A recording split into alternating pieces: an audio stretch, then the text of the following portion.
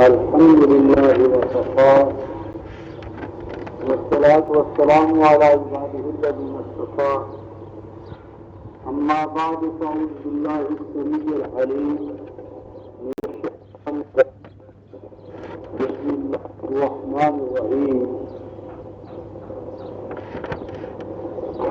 ألم تر إلى الذين بدلوا نعمة الله كفرا وأحلوا طوال جهنم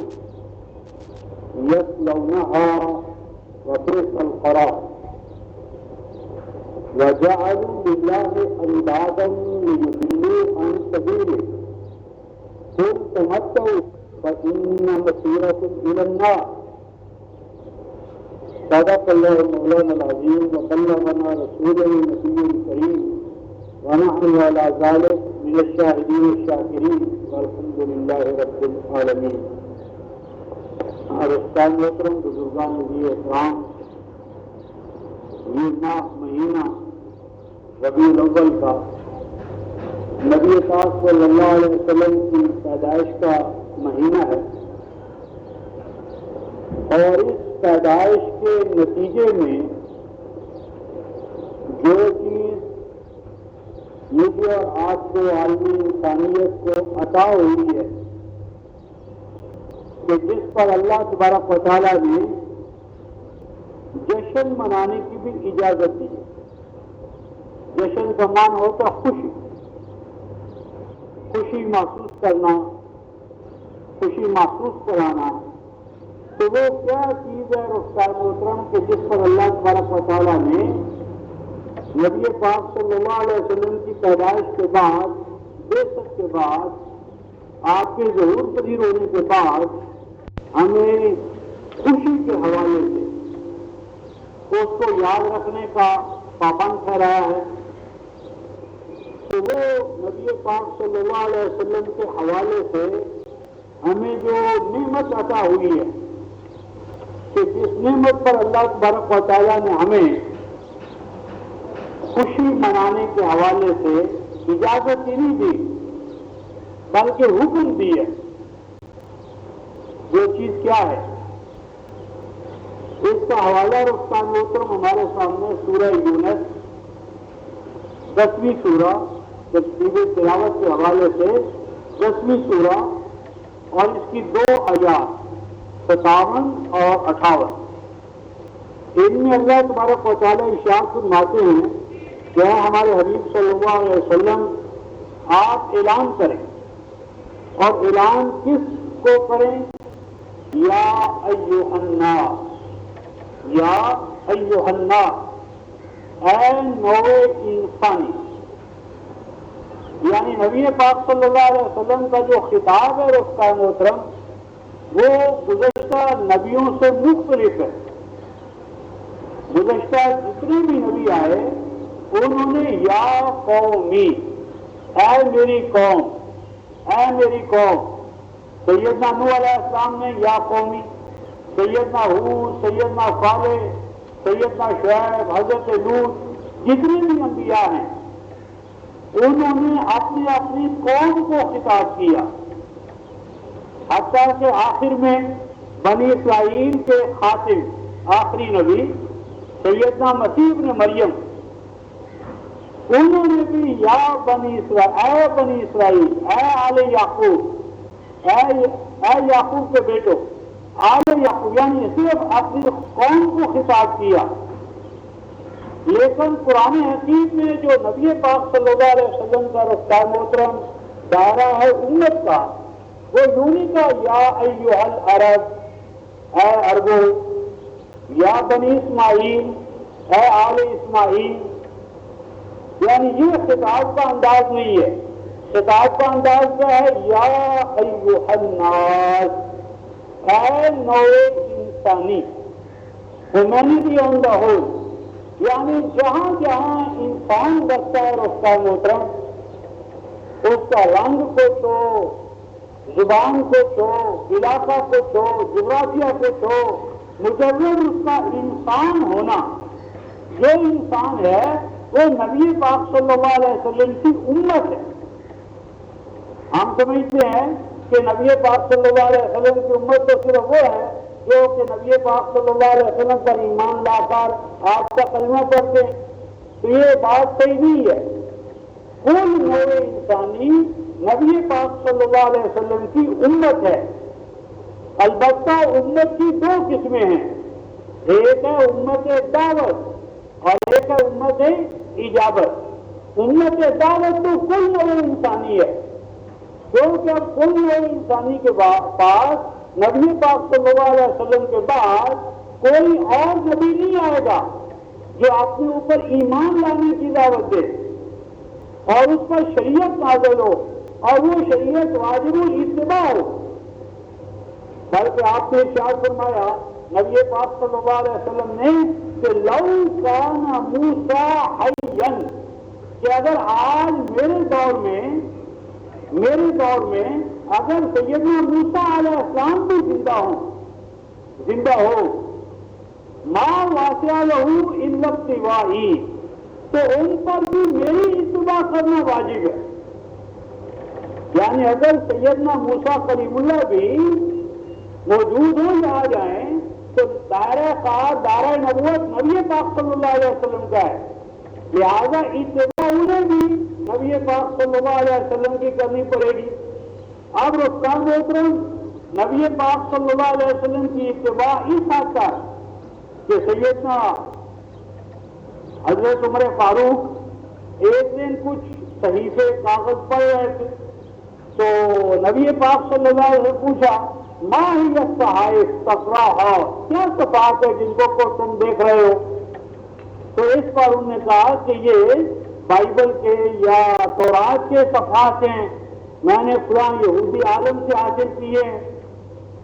تو حدیث میں ہے احمقت وجنتا، نبی پاک صلی اللہ علیہ وسلم کے رخسار مبارک سرخ ہو گئے اور فرمایا ایقرأ، کیا تورات پڑھی جا سکتی ہے اور آنا بینا اظہرکم، اور میں تمہارے پاس موجود ہوں، اللہ کا کلام لے کر آیا ہوں۔ بخدا، اس ذات کی قسم کہ جس کے قبضہ قدرت میں میری جان ہے، اگر آج موسیٰ علیہ السلام بھی ہوتے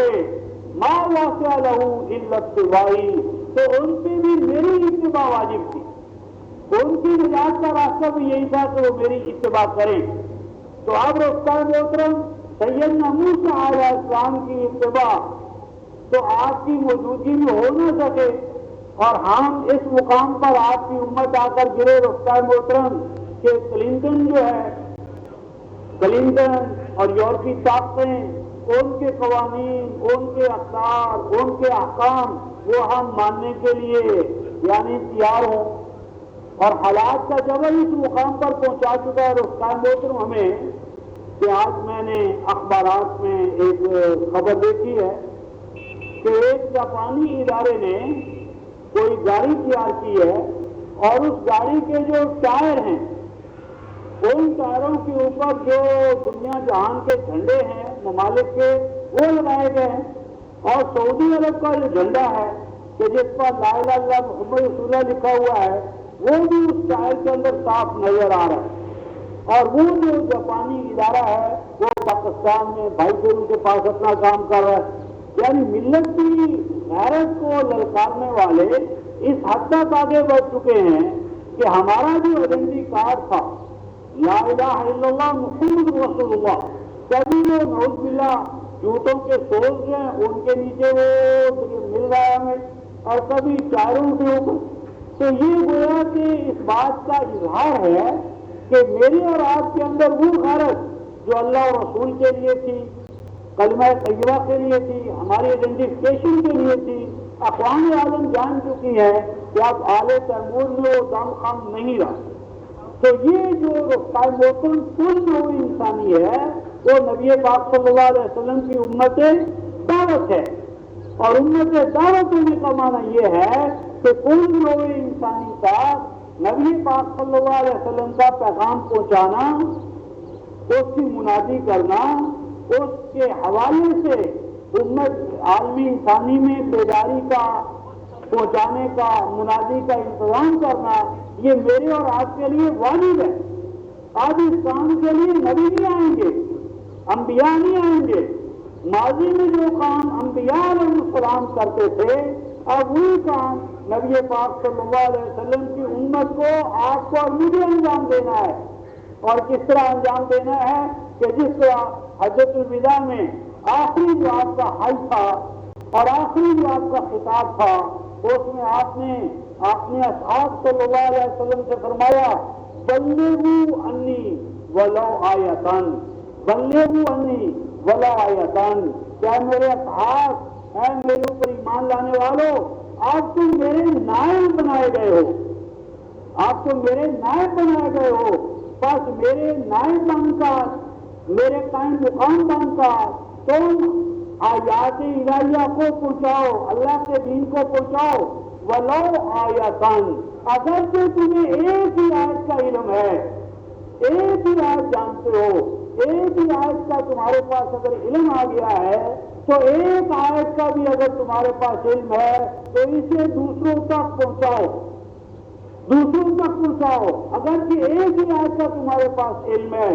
اور نبی پاک صلی اللہ علیہ وسلم دعا دے چکے، رفتہ محترم فرمایا نظر اللہ رجلا، نظر اللہ رجلا، میں دعا کرتا ہوں کہ اللہ میری امت کے ان افراد کو سرسبز و شاداب رکھے کہ جنہوں نے اگر ایک آیت بھی سن لی، اگر ایک آیت بھی سنی اور اس کو یاد کر لیا، اس کا مفہوم سمجھ لیا، فبلغ الی غیرہا، اور اس آیت کو پہنچا دیا ان تک کہ جو سن نہیں سکے تھے، سمجھ نہیں سکے تھے، تو ایک ایک آیت کا علم دوسروں کو پہنچا دینا، ایک آیت کا علم، اس کے لیے بھی نبی پاک صلی اللہ علیہ وسلم نے کیا دیا، رفتہ محترم دعا دی ہے۔ میرے اور آپ کے آقا نے ہمیں دعا دی ہے، اور دعا کی قیمت کیا ہے؟ کوئی ہم سے جائیداد نہیں مانگی، کوئی بہت بڑا عمل نہیں مانگا، بلغوا انی ولو آیتن، اگر ایک بھی آیت کا تمہیں علم ہے تو اسے دوسروں تک پہنچاؤ، دوسروں تک پہنچاؤ۔ وَإِنَّمَا تُسْأَلُونَ يَوْمَ الْقِيَامَةِ، اور اے لوگوں قیامت میں تمہارے بارے میں اور میرے بارے میں ایک بہت بڑا منظر جو ہے وہ پیش ہونے والا ہے، میں پوچھا جاؤں گا اسألوا یوم القیامہ، مجھ سے اللہ تبارک و تعالیٰ قیامت میں پوچھیں گے حل بلغت رسالتی، کیا ہمارے حبیب صلی اللہ علیہ وسلم، کیا آپ نے ہمارا پیغام پہنچا دیا؟ پہنچا دیا، پہنچا 3 دفعہ، تو میں آنا اشیر، میں تمہاری جانب اشارہ کروں گا، اپنے اصحاب کی طرف اشارہ فرمایا کہ میں تمہیں اللہ کے حضور میں پیش کروں گا، اور تم اپنے بعد والوں کو، اور قیامت تک یہ سلسلہ جاری رہے۔ اور اس پر رفتہ محترم آقا نامدار صلی اللہ علیہ وسلم نے رحمت عالمینی کا عجیب اظہار کیا، کیا فرمایا رفتہ محترم؟ طوبیٰ لمن رآنی، فرمایا بڑا خوش قسمت ہے، نصیبے والا ہے، بڑا سعادت مند ہے جو میرے دور میں پیدا ہوا اور مجھے اس نے دیکھا اور میرے اوپر ایمان لایا، اور ایمان لا کر اس نے میرا ساتھ دیا، تو اس کے لیے مبارکباد، نصیبے والا ہے۔ لیکن آگے کیا فرمایا رفتہ محترم؟ طوبیٰ ثم طوبیٰ لمن لم یرانی، فرمایا ڈبل مبارکباد اور پھر ڈبل مبارکباد، طوبیٰ مبارک، ثم طوبیٰ پھر مبارک، لمن لم یرانی، اس انسان کو کہ جس نے مجھے دیکھا نہیں ہوگا، یعنی جنہوں نے دیکھا ان کو ایک مبارکباد، اور جنہوں نے نہیں دیکھا بعد میں آنے والے، فرمایا طوبیٰ مبارکباد، ثم طوبیٰ پھر مبارکباد، کن کو رفتہ محترم؟ لمن لم یرانی، جس نے مجھے نہیں دیکھا ہوگا، فآمن بی، اور آن دیکھ کے میرے اوپر ایمان لایا، یعنی صحابہ کے ایمان کو نبی پاک صلی اللہ علیہ وسلم نے ایمان کی شہادت قرار دیا، فرمایا ہے میرے اصحاب تمہارا ایمان تو کیا ہے؟ تم نے معجزات دیکھے، اللہ کی قدرت دیکھی، اس کا جلال دیکھا، اسلام کا غلبہ دیکھا، کفر کی مغلوبیت دیکھی، ائمہ کفر کے سرکشتے دیکھے، تمہارا ایمان تو ایسے ہے کہ جس طرح سورج نصف النہار پر آ جائے، سورج نصف النہار پر آ جائے اور اندھا بھی اس حال میں انکار نہ کر سکے کہ اگر آنکھوں سے وہ دیکھ نہیں رہا تو حواس سے محسوس تو کر سکتا ہے۔ لیکن میری امت کے وہ افراد جو بہت بعد میں آئیں گے، تمہارے بعد ایسا تمہارے بعد آئیں گے، انہوں نے مجھے نہیں دیکھا ہوگا اور وہ سن رہے ہوں گے ان داخل الاسلام وذهب المسلمون، ہم نے اسلام کو قبروں میں دفن کر دیا اور ہم نے مسلمانوں کو ملین میٹ کر دیا۔ ایسا دور کہ ظاہرہ طور پر یہ نظر آئے گا کہ اسلام مٹ گیا اور مسلمان قبروں میں داخل کر دیے گئے۔ ایسے دور میں وہ میرے مومن ساتھی رفیق امتی آئیں گے تو پھر کیا کریں گے؟ فآمنوا بی، وہ آن دے کے میرے اوپر ایمان لائیں گے، فبلغوا انی، اور جو میری طرف سے اللہ کا قرآن دین انہیں پہنچا ہوگا وہ مخلوق تک پہنچائیں گے، فیضربون، فرمایا وہ مارے کھائیں گے، ویطاردون، اور میری اور قرآن کی وجہ سے انہیں گھروں سے، ملکوں سے، علاقوں سے نکالا جائے گا، فیکرہون، اور لوگ ان سے نفرت کریں گے میری وجہ سے، دین اور اسلام کی وجہ سے، فلم یترکونی، وہ لوگوں کی نفرت، کراہیت اور ناپسندیدگی کے باوجود میرے ساتھ ایمان پر ثابت قدم رہیں گے، ثابت قدم رہیں گے۔ انا اتقدم الیہم، میں ان کو قیامت میں پہچان لوں گا۔ صحابہ نے سوال کیا کیسا تعرفهم وهم لم يظهروا الیک، کہ اللہ کے پاک نبی صلی اللہ علیہ وسلم آپ ان کو کیسے پہچانیں گے کہ جب وہ تو آپ کے بہت بعد میں آئیں گے، آپ نے ان کو نہیں دیکھا ہوگا، انہوں نے آپ کو نہیں دیکھا ہوگا، تو آپ انہیں کیسے پہچان لیں گے؟ یہ صحابہ نے سوال کیا۔ فرمایا اما تعلمون، نبی پاک صلی اللہ علیہ وسلم فرمایا کہ کبھی گھوڑوں کی منڈی میں جاؤ، فہنا کا، تو گھوڑوں کی منڈی میں کیا افراس دہما، تو وہاں تمہیں گھوڑے ملیں گے کالے رنگ کے، کالے رنگ کے، وفیہا، اور اسی منڈی میں تمہیں ایسے گھوڑے ملیں گے، کیا گھوڑے ہوں گے؟ غرلاً محجلہ، اور انہی گھوڑوں میں کچھ ایسے گھوڑے ہوں کہ جن کی پیشانیاں سفید ہوں اور ان کی جو عیال ہے، گردن کے بال ہیں، وہ لمبے ہوں۔ تو فرمایا الا تعرفون، کیا تم ان گھوڑوں کو جو سفید پیشانی والے اور گردن کے لمبے بال ان کے ہوں، ان کو نہیں پہچان لو گے ان گھوڑوں سے جو کالے ہوں، سیاہ ہوں؟ صحابہ نے کہا اجل، ہاں ایسا کون ہو، اگر ایسا ہوگا تو ہر شخص وہ پہچان لے گا کہ یہ گھوڑا ایسا ہے اور یہ گھوڑا ایسا ہے۔ فرمایا اولئک، وہ جو میرے پیارے تمہارے بعد بھی آنے والے ہیں، میں ان کو حوض پر پہچان دوں گا۔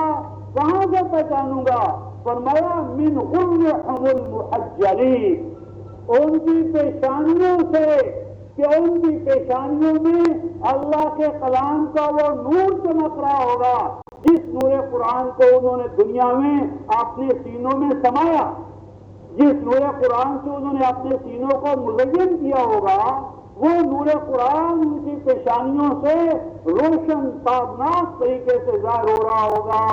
اور ان کی گردنوں کے بال، فرمائیے بال کیا ہیں؟ گردنوں کے بال، اس کا لمبا ہونا، فرمایا فیہم الاعمال، فرمایا کہ وہ اللہ کے کلام کے نور کے ساتھ ساتھ نورانی اعمال کے حامل ہوں گے، اور ان کی گردنیں لمبی ہوں گی، اونچی گردنوں والے ہوں گے۔ اب اونچی گردن کیوں؟ دوسری حدیث میں ترمذی میں آیا ہے، فرمایا قیامت میں جب نامہ اعمال کے لیے انسان اللہ کے حضور میں پیش ہوں گے تو گھبراہٹ سے پسینہ چھوٹ رہا ہوگا، اور چھوٹی گردنوں والوں کے لیے بڑا مسئلہ ہوگا۔ تو اعمال صالحہ والے مثلا مؤذنون، دعات، ان کی گردنیں کیا ہوگی آناقہم اطول من آناق غیرہم، تو ان کی گردنیں لمبی، یہ کنایا ہے بمانا اس حوالے سے کہ اللہ کا انہیں قرب حاصل ہوگا اور وہ پریشانیوں سے پشیمانیوں سے آزاد ہوں گے۔ تو میری بات یہ ہے کہ نبی پاک صلی اللہ علیہ وسلم نے فرمایا رفتہ محترم، میں اپنی امت کو ان افراد کو پہچان لوں گا کہ ان کی پیشانیوں میں اللہ کے کلام کا نور ہوگا اور ان کی زندگیوں میں اعمال صالحہ کی نورانیت ہوگی۔ فرمایا میں ان کو آگے بڑھ کر حوض کوثر کا مشروب جو ہے، پانی جو ہے وہ پیش کروں گا، فَإِذَا شَرِبُوا، اور جب وہ پی لیں گے فَلَا تَظْمَؤُونَ بَعْدَ، تو اس کے بعد کبھی ان کو پیاس نہیں لگے۔ تو یہ کن کا مقام ہے رفتہ محترم؟ ان کا نہیں جو نبی پاک صلی اللہ علیہ وسلم کی حیات طیبہ میں ہے، یعنی رحمت للعالمین جو نبی اولین و آخرین ہے۔ ہمارے ذہن میں آتا ہے او ہم کتنے ایسے اور ایسے ہیں، ہم نبی پاک صلی اللہ علیہ وسلم کے دور سے آپ کے ایام باصحابت سے بہت دور ہیں، ہمارے ان کے مابین 1400 سال کا فاصلہ ہے، اے کاش کہ ہم ان کے دور میں ہوتے، یا لیتنی، اے کاش کہ میں ان کے ساتھ ہوتا، میں یہ کرتا میں وہ کرتا، فوز فوزا عظیما، تو میں بہت بڑی کامیابی حاصل کر لیتا۔ یہ کاش نبی پاک صلی اللہ علیہ وسلم نے ختم کر دیا۔ آپ نے ہمیں بلایا نہیں، آپ نے ہمیں یاد رکھا، آپ نے ہمارے لیے کامیابی کا اور اپنی رحمتوں سے ہم کنار ہونے کا راستہ کھول دیا۔ فرمایا مبارکباد، ڈبل مبارکباد میری امت کو ان افراد کے لیے جنہوں نے مجھے دیکھا نہیں ہوگا، آن دیکھے میرے اوپر ایمان لائیں گے اور اس راستے میں نکلیں گے جس راستے میں میں نکلا، فبلغوا انی، اور وہ میرے نائب بن کر اللہ کا کلام پہنچائیں گے، اور وہ ناپسندیدگی کا شکار ہوں گے، لوگ انہیں نفرت سے دیکھیں گے، لیکن وہ میری وفاداری کا حق ادا کریں گے۔ تو یہ لوگ ہیں کون؟ فرمایا توبہ ثم توبہ، جن کے لیے مبارکباد ہے اور ڈبل مبارکباد ہے۔ تو یہ رفتہ محترم نبی پاک صلی اللہ علیہ وسلم کی سیرت ایک جشن منانے کی چیز نہیں ہے، یہ ایک ذمہ داری ہے۔ اس کو چھٹی نہ ملی جس کو سبق یاد ہوا، یہ تو نبی پاک صلی اللہ علیہ وسلم کی غلامی اختیار کر کے اپنے آپ کو اللہ کے دین اور کلام کی خدمت کے لیے وقف کرنے کا نام ہے۔ اب دیکھیں رفتہ محترم، ہمارے یہاں ٹریفک کا نظام ہے، ٹریفک پولیس ہے۔ اب ٹریفک پولیس کی ڈیوٹیاں لگی ہیں، کوئی کسی چوک میں کوئی کسی چوک میں، کہ ٹریفک کنٹرول کرو، دائیں بائیں جو ہو رہا ہے اس کو کنٹرول کرو۔ اب اگر وہ ٹریفک پولیس جو ہے رفتہ محترم وہ اپنی اپنی ڈیوٹیاں چھوڑ کر، چوک چھوڑ کر اپنے اپنے گھروں میں آ جائے، بیوی بچوں میں مست ہو جائے، کاروبار میں مست ہو جائے، ہاں جی، اور ادھر ادھر، اور جتنا وہ چوکوں میں بد نظمی کا، ہڑدوم کا اور حادثات کا اور قتل بتل کا جتنے بھی وہ کیس ہوں گے رفتہ محترم اس علاقے میں، تو جو اس علاقے کا ڈی ایس پی ہے ٹریفک کا، سرجنٹ ہے، حوالدار ہے، پولیس مین ہے، آپ بتائیں کہ جب اکاؤنٹیبلٹی یا محاسبے کا وقت آئے گا تو کیا تمام یہ پولیس والے زیر اطاعت نہیں آئیں گے؟ ان کا محاسبہ نہیں ہوگا؟ ان سے پوچھا نہیں جائے گا کہ بھائی تمہیں کس کام پر کھڑا کیا گیا تھا؟ بینکیں چلانے کے لیے اور مجرد کاروبار کرنے کے لیے، یا یہ چیزیں ڈیوٹی کے بعد ہیں؟ تو اسی طرح رفتہ محترم روئے زمین کی جو ایمانی ٹریفک ہے، روئے زمین پر ایمان کی ٹریفک، قرآن کی ٹریفک، نبی پاک صلی اللہ علیہ وسلم کے کلمے کی ٹریفک اور اس کی آگاہی، اور نوع انسانی کو کفر اور شرک میں نہ مرنے دیں، نوع انسانی کو توحید کا پانی پلائیں، نبی پاک صلی اللہ علیہ وسلم کی رسالت طیبہ کا مائع طہور دیں، اور دل و دماغ سے نفرت، کراہیت، بدعات اس کو نکالیں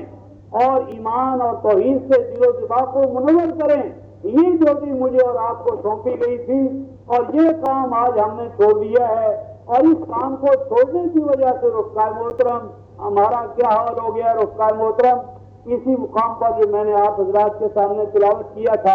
ارشاد فرمایا گیا الم تر الی الذین بدلوا نعمت اللہ کفرا، فرمایا کیا تم نے غور کیا اہل ایمان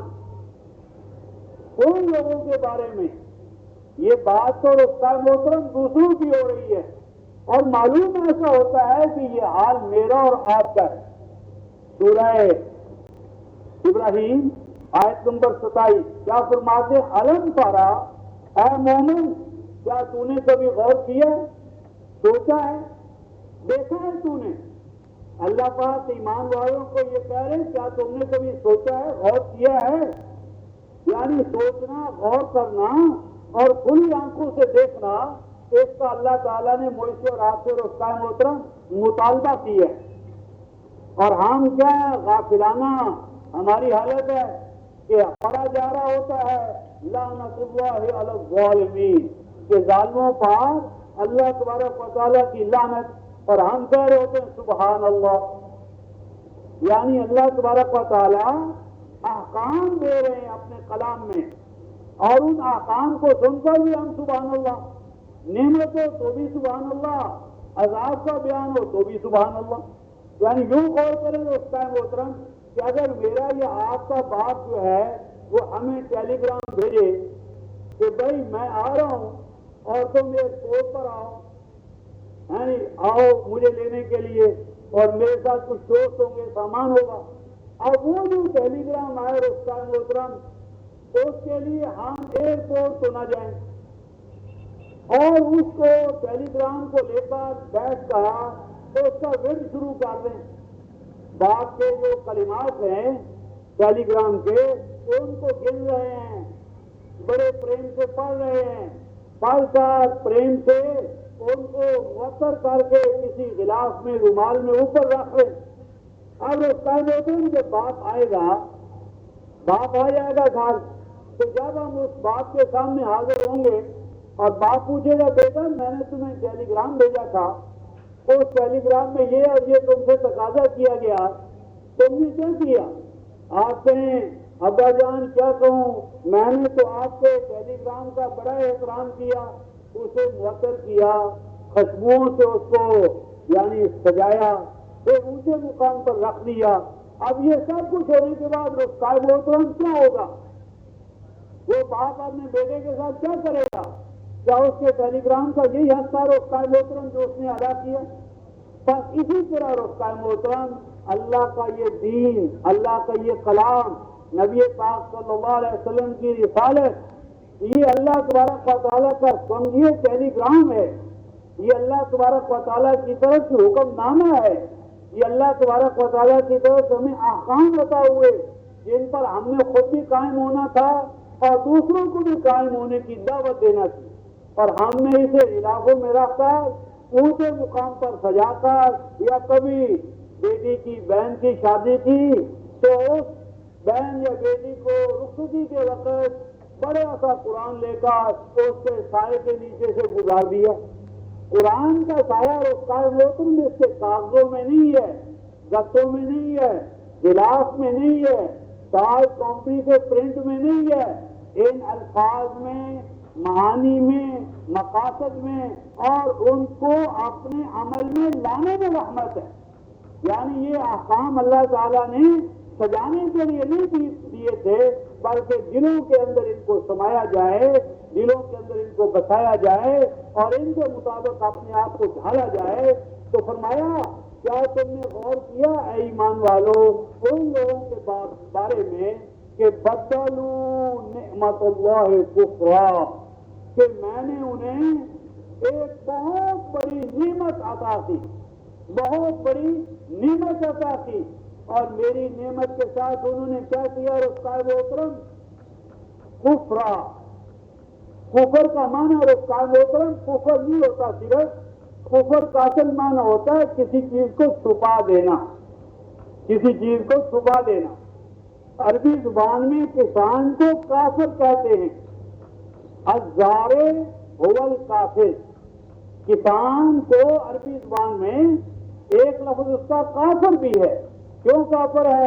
فرمایا یکفر النبات فی الارض، کیوں؟ وہ بیج کو زمین میں چھپا دیتا ہے، بیج کو زمین میں چھپا دینے کی وجہ سے کسان کو کافر کہتے ہیں۔ اور فرمایا الکافر هو اللیل، عربوں کے ہاں رات کو کافر کہتے ہیں، کیونکہ وہ روشنی کے چلے جانے کے بعد ہر چیز کو چھپا لیتی ہے۔ تو چھپا لینا جو ہے رفتہ محترم، یہ کفر کا اصل معنی ہے۔ توحید کو چھپا لے، رسالت کو چھپا لے، اخلاق صالحہ کو چھپا لے، تو یہ اس معنی میں کفر ہو گیا۔ تو فرمایا جنہوں نے اللہ تبارک و تعالیٰ کی عطا کردہ نعمتوں پر پردے ڈال دیے، کور پر کور ڈالتے گئے اللہ کی نعمتوں پر، اور فرمایا پھر نتیجہ کیا نکلا؟ احلوا قومہم دار البوار، جب کوئی قوم اللہ تبارک و تعالیٰ کی نعمتوں پر پردے ڈالتی ہے، ایکسپوز نہیں کرتی، پھیلاتی نہیں، سمجھتی نہیں، سمجھاتی نہیں، اس نعمت سے اپنے دل دماغ کو منور نہیں کرتی، تو کیا ہوتا ہے رفقا محترم؟ احلوا قومہم دار البوار، تو ان پر اللہ تعالی ایسے حکمران مسلط کر دیتا ہے، ایسے سیاستدان، ایسے قائدین، ایسے حکمران ان پر مسلط ہو جاتے ہیں۔ کیا کرتے ہیں رفقا محترم؟ احلوا قومہم دار البوار، جو جا پہنچاتے ہیں اپنی قوم کو، کیا کہاں پہنچاتے ہیں رفقا محترم؟ ایسی منڈی میں جا پہنچاتے ہیں دار البوار۔ بوار کہتے ہیں رفقا محترم منڈی کا وہ حال کہ چیزیں کثرت کے ساتھ دکانوں میں پڑی ہوں اور ان کا کوئی خریدار نہ ہو، یعنی خریدار نہیں ہے، پرچیزنگ پاور نہیں ہے، اس چیز کا کوئی خریدنے والا نہیں ہے، لیکن وہ چیز جو ہے وہ یعنی بہت بڑی مقدار میں، تعداد میں موجود ہے، تو اس حال کو عربی زبان میں بوار کہتے ہیں۔ فرمایا امت کا حال اس منڈی کی طرح ہو جائے گا کہ جس کے اندر مال سے تو دکانیں بھری ہوں لیکن ان کا کوئی خریدار نہ ہو۔ احلوا قومہم دار البوار، پہنچا دیا انہوں نے اپنی قوم کو منڈی کے اس حال میں کہ جہاں پر آپ ان کا کوئی خریدار نہیں ہے۔ تو یہ دیکھ لیں رفقا محترم عالمی سطح پر ہماری حالت، یعنی کتنے ہمارے اندر رفقا محترم ملوک ہیں، شیوخ ہیں، صدور ہیں، ملٹریوں کے کمانڈرز ہیں، اور چچینیا سے لے کر کشمیر تک کہاں کہاں رفقا محترم اس امت کا جو جسد ہے، جسم ہے، اس میں ناسور نہیں ہے، زخم نہیں ہے، خون نہیں رس رہا۔ وہ دیکھیے حجاج ابن یوسف ثقفی، جسے ہم بڑا ظالم کہتے ہیں رفقا محترم، بڑا ظالم تھا۔ ایسٹرن امپائر، یہ مشرقی علاقے جس میں عراق، یمن یہ سارے ہیں، ان کا وہ گورنر تھا، اور اس گورنر نے حجاج ثقفی نے جو بڑا ظالم تھا، کیا ہوا رفقا محترم؟ چند نو مسلم سری لنکا سے یا ہندوستان سے یعنی حج کرنے کے لیے بیت اللہ کی طرف جا رہے تھے، اور یہ جو ہماری کراچی ہے اس دور میں اسے بیبل کہا جاتا تھا، تو اس بیبل کے مقام پر 30-40 نو مسلم اہل ایمان مرد عورتیں، ان کو بحری قزاقوں نے لوٹا، اور یہ خبر رفقا محترم حجاج ابن یوسف تک پہنچ گئی۔ تو حجاج ابن یوسف نے یہ کہا یحلب المسلم ویسلب مالہ ویحارق عزہ ومنالہ وانا حی یرزق۔ حجاج ابن یوسف کے الفاظ کہ کیا میں بطور حاکم زندہ ہوں اور حال یہ ہو کہ ایک بھی مسلمان کا مال لوٹا جائے، اس کی عزت و آبرو کو پامال کیا جائے، اور اس کی ماں بہن جو ہے اس کی آبرو جو ہے وہ قائم نہ رہے، اور میں بطور حکمران روٹی کھا رہا ہوں، میں بطور حکمران زندہ ہوں، حی و قیوم کی قسم، لا انام علی فراشی، میں اپنے بستر پر سونا اپنے اوپر حرام قرار دے لوں گا اور میں اچھا کھانا نہیں کھاؤں گا حتی آخذ الثارا من طلب من المسلمین مالا، میں اس وقت تک چین سے نہیں بیٹھوں گا جب تک کہ ایک بھی مسلمان اس کا خون ضائع نہ جاتا ہوگا، اس کا مال چھین لیا گیا ہوگا اور اس کی عزت و آبرو کے لیے خطرہ ہوگا۔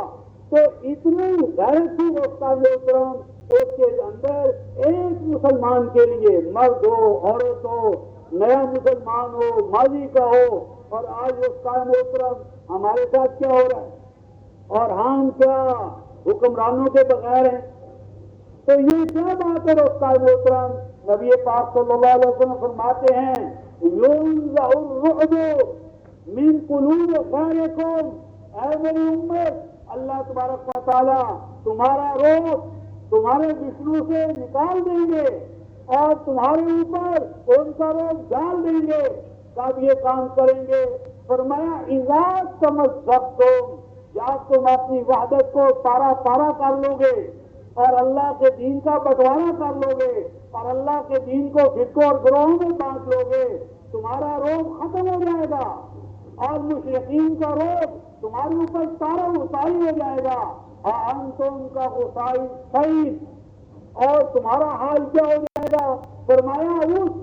تنکے کی طرح جو سیلاب کے سامنے بہ جائے، سیلاب بلا آئے اور وہ تنکوں کو بہا لے جائے، انتم کا غصائی سعید، میری امت تنکوں کی طرح سیلاب کے سامنے ہو گئی ہوگی، دشمنوں کا روب ان کے قلوب و اذہان میں ہوگا اور ان کا روب مسلمانوں کے دلوں سے، یعنی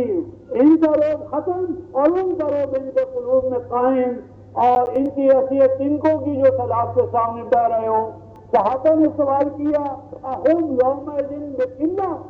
کہ اللہ کے پاک نبی صلی اللہ علیہ وسلم کیا اس دور میں ہمارے بھائی تعداد میں اتنے کم ہوں گے کہ وہ صحابہ بدر کی تعداد بھی ان کے پاس نہیں ہوگی؟ فرمایا نہیں، ہم بکثرۃ وافرہ، ان کی بڑی اکثریت ہوگی، بڑی تعداد ہوگی، ان کے اندر مال والے ہوں گے، تجارت والے ہوں گے اور تعداد ان کی بہت زیادہ ہوگی، لیکن فرمایا سنو، کیا فرمایا نبی پاک صلی اللہ علیہ وسلم نے؟ فرمایا کما ان الحدید یسقى بالماء، فرمایا جس طرح پانی کے اندر اگر لوہا ڈال دیا جائے اور کافی عرصہ پڑا رہے تو وہ زنگ آلود ہو جاتا ہے، تو زنگ آلود لوہے کا کام تو نہیں کرے گا، بس ان کے قلوب میں کیا ہوگا؟ زنگ لگ چکا ہوگا، ان کے قلوب و اذہان زنگ آلودہ ہوں گے اور ان کے قلوب و اذہان میں اللہ کی قدرت و جمال اور جلال اس کا نقشہ نہیں بیٹھا ہوگا۔ صحابہ نے عرض کیا کہ یا رسول اللہ صلی اللہ علیہ وسلم، اگر ایسے اصحاب میں، ایسی حالت میں ہم آپ کی امت کو پائیں، ہم آپ کے کلمہ پڑھنے والوں کو ایسے دور ایسی حالت میں پائیں تو فماذا تنصح لنا، تو آپ ہمیں کیا نصیحت کریں گے، ہمیں کیا آپ پیغام دیتے ہیں کہ ہم وہ پیغام اس آنے والی امت کو پہنچائیں؟ فرمایا الا فاسمعوا، اے لوگوں سن لو۔ کیا آپ نے ارشاد فرمایا؟ فرمایا دیکھو کما ان الجلاء یسعى، فرمایا کہ جس طرح ریتی کے ساتھ تم اس زنگ کو دور کر سکتے ہو، یعنی لوہے پر اگر زنگ لگ جائے تو اس کا یہ معنی نہیں کہ اب ہمیشہ ہی زنگ آلود رہے گا، تو جس طرح خارجی کائنات کے اندر، مادی دنیا کے اندر زنگ کو دور کرنے کے لیے اللہ تبارک و تعالیٰ نے ریتی اور اس جیسے آلات پیدا کیے ہیں۔ آج الیکٹرانکس کا دور ہے تو الیکٹرانکس یعنی برقیاتی چارج کے ذریعے، شعاؤں کے ذریعے، آلات کے ذریعے جس طرح زنگ آلودگی کو دور کیا جا سکتا ہے، اور اس دور میں ریتی تھی، تو آج فرمایا کہ جس طرح ریتی کے ساتھ زنگ کو دور کیا جا سکتا ہے، اسی طرح میری امت کو بتا دو انا صداع القلوب، کہ بلا شبہ دلوں کا زنگ آلود ہو جانا اور دلوں کے اندر کفار کے روح کا بیٹھ جانا اور مسلمانوں کے روح سے کفار کے دلوں کا خالی ہو جانا، یہ جو مرض ہے انا جلاءھا، فرمایا کہ اس انگ آلودگی کو، اس بیماری کو، اس کاز کو دور کرنے کا ایک کیا ہے، انسٹرومنٹ ہے، ایک آلہ ہے، اس کی ایک ریمیڈی ہے، اس کا ایک علاج ہے۔ آپ کو اللہ کے احکام کے سامنے جھکا دوں، بچھا دوں، قربان کر دوں، ایسا نہیں کہ دوسروں کے لیے نصیحت اور اپنا وجود 6 فٹ کا جو ہمارا اپنا ڈھانچہ ہے اس پر تو اللہ کے احکام نافذ نہ ہو، اور حکومتوں سے ہم مطالبہ کریں کہ پاکستان میں اسلام نافذ کرو، تو پاکستان میں وہ قائم محترم حکمران نفاذ دین کے پابند نہیں ہے، صرف میں اور آپ ہر کلکم رائن وکلکم مسئول عن رعیتہ، نبی پاک صلی اللہ علیہ وسلم کا ہر مومن امتی نفاذ اسلام کے حوالے سے پابند ہے۔ اور نفاذ اسلام کا آغاز کہاں سے ہوگا رفقائے محترم؟ ربۃ البیت مسئولۃ عن بیتھا، ہر گھر والا اپنے گھر کے بارے میں سب سے پہلے جواب دے، یعنی میرے گھر کے اندر، آپ کے گھر کے اندر رفقائے محترم جو میری بیوی، بچے، بیٹے، بیٹیاں ہیں، میرا اور آپ کا 6 فٹ کا وجود ہے، اگر میرے اور آپ کے گھر میں اسلام نہیں، میرے اور آپ کے 6 فٹ کے وجود پر اسلام نہیں، میرے اور آپ کے بچوں پر اسلام نہیں ہے، تو باہر اسلام کیسے نافذ ہوگا رفقائے محترم؟ تو پہلے گھر سے ہم آغاز کریں۔ تو فرمایا مجھے حکم دیا گیا ہے کہ سب سے پہلے میں اپنے آپ کو اللہ کے احکام کے سامنے جھکاؤں، اور پھر فرمایا اور امرت، اور مجھے تو حکم دیا گیا ہے ان اتلو القرآن، کہ میں لوگوں کو اللہ کے کلام کی طرف آنے کی دعوت دوں، اور بلا شبہ جو اللہ کا قرآن سن کر اپنے آپ کو اللہ کے ساتھ جوڑ لے گا وہ فلاح پا گیا، اور جس نے اللہ کے اس نور کے آ جانے کے بعد اپنے آپ کو تاریکیوں میں رکھا وہ تباہ و برباد ہوا۔ اور میرا کام تو آگاہ کرنا ہے، دلوں کی تبدیلی تو اللہ تبارک و تعالیٰ کے ہاتھ میں ہے۔ عرض یہ کر رہا تھا رفقائے محترم کہ نبی پاک صلی اللہ علیہ وسلم کی امت دعوت ہے کل انسانیت، اور امت اجابت ہے نبی پاک صلی اللہ علیہ وسلم پر ایمان لے آنے والے، پاس ایمان لے آنے والی امت اجابت، اس کی ڈیوٹی لگائی گئی ہے رفقائے محترم کہ یہ کل نوع انسانی طاقت اللہ تبارک و تعالیٰ کا کلام دین اپنے علم اور عمل میں پہنچاتی رہے۔ اور نبی پاک صلی اللہ علیہ وسلم نے ہمیں ارشاد فرمایا بلغوا عنی ولو آیا، اگر ایک آیت کا بھی روزانہ تم علم حاصل کر لو اور اسے دوسروں تک پہنچاؤ تو تم پھر بھی میرے نائب ہو۔ اور فرمایا نظر اللہ رجلا، اگر ایک آیت بھی تم سیکھ کر دوسروں تک پہنچاؤ گے تو تمہارے لیے میرے رب کے ہاں میری سفارش ہے، دعا ہے، کیا کہ اللہ پاک تمہیں سرسبز و شاداب رکھے جب تک تم اللہ کے دین کی خدمت میں کام کر رہے ہو۔ تو اللہ پاک نے اس کی توفیق عطا فرمائے۔ آخر دعوانا